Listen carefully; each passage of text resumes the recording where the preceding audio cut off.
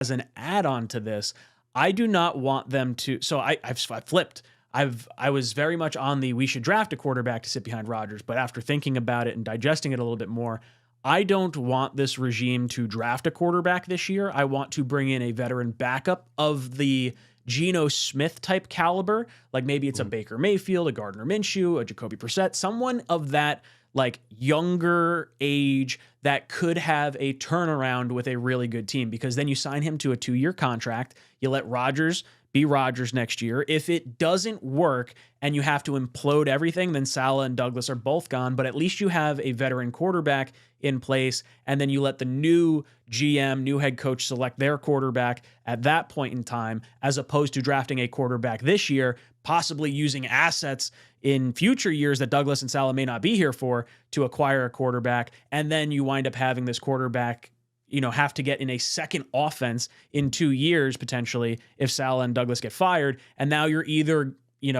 having this guy in 2 different offenses, or you're trying to pigeonhole your coaching and GM search to fit the quarterback. And I don't want that either way. So I think, yes, hold on to Saleh and Douglas through next year, and then reassess if the Rodgers experiment went well. And then I would say if it does go well, I would be fine with them taking another crack at a quarterback high in the draft in 2025. That wouldn't bother me at all. I just think you have to go into a semi-conservative approach for this offseason because of the footing that Saleh and Douglas are currently on. Where do you fall on this, Matt? Yeah, I'm with you. I agree with everything that you said there. On the philosophy of this, right? Like, this was the plan to begin with. Let's actually see if the plan works. At the same time, my motto has been this week, I said it since Sunday, and people are probably tired of, if they've watched my stuff either, Sunday, Monday, or earlier today. I'm at the point where, like, I have no sympathy for Robert Saleh or Joe Douglas if they get fired. I don't think either of them do. I'm not advocating for them to pull the plug on either of them, but if they do, I have very little sympathy for them because they really brought a lot of their problems on themselves.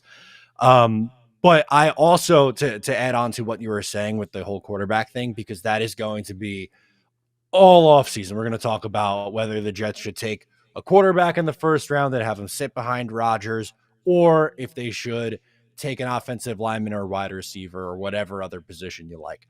I am of the belief that they should take the best offensive lineman available. I'm assuming they're going to trade for Devontae Adams. That just feels like a lock, especially after the leak yet again on Sunday morning.